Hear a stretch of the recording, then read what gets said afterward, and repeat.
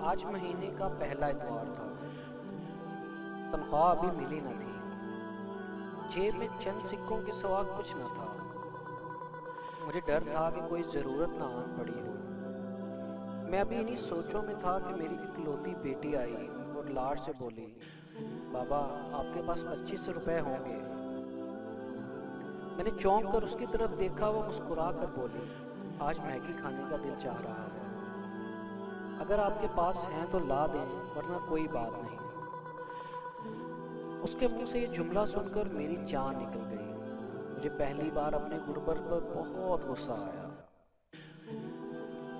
میری آنکھوں میں سے آنسو آنے ہی والے تھے کہ میں نے خود کو روک لیا۔ بیٹا ابھی کام پر جا رہا ہوں، واپسی پر اپنی رانی کے لیے میگی ضرور لاؤں گا۔ یہ سن کر وہ معصوم خوش ہو گئی۔ میں گھر سے نکلا اور اپنے آپ کو دنیا کا مفلس ترین باپ سمجھتے ہوئے اپنی بے بسی پر رو پڑا۔ میں نے زندگی میں کبھی قرض نہ لیا تھا، لیکن پھر سوچا کہ آج کچھ بھی ہو جائے بیٹی کی خواہش پوری کر کے رہوں گا۔ یہ سوچ کر سمندر کی طرف ہو لیا۔ وہاں میرا ایک دوست ٹھیلا لگاتا تھا۔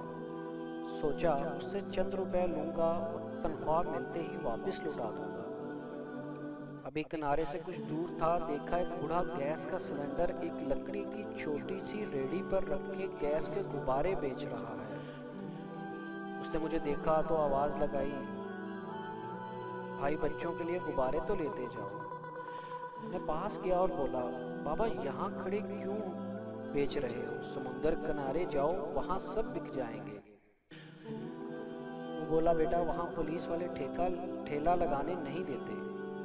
مجھے اچانک ایک خیال آیا۔ میں نے کہا، بابا مجھے کچھ غبارے دو، میں کنارے پر جاؤں گا اور اپنے رزق پر بیچ کر آؤں گا، اور جو منافع ہوگا آدھا آپ کا آدھا میرا۔ وہ بابا مان گیا۔ شاید یہ میری بیٹی کا نصیب تھا۔ اللہ پاک نے مجھے قرض سے بچانا تھا، کیونکہ میں گھر سے چلا تو تھا غموں کے اشک لیے۔ جب شام گھر لوٹا تو میرے ہاتھ میں کئی میگی نوڈلز کے پیکٹ تھے اور میری آنکھوں میں خوشی کے آنسو۔ مزید اچھی کہانیوں کے لیے ہمارا یوٹیوب چینل اردو صفحہ لازمی سبسکرائب کیجیے۔ اگر آپ کو کہانی پسند آئے تو اس کو لائک اور شیئر بھی کیجیے۔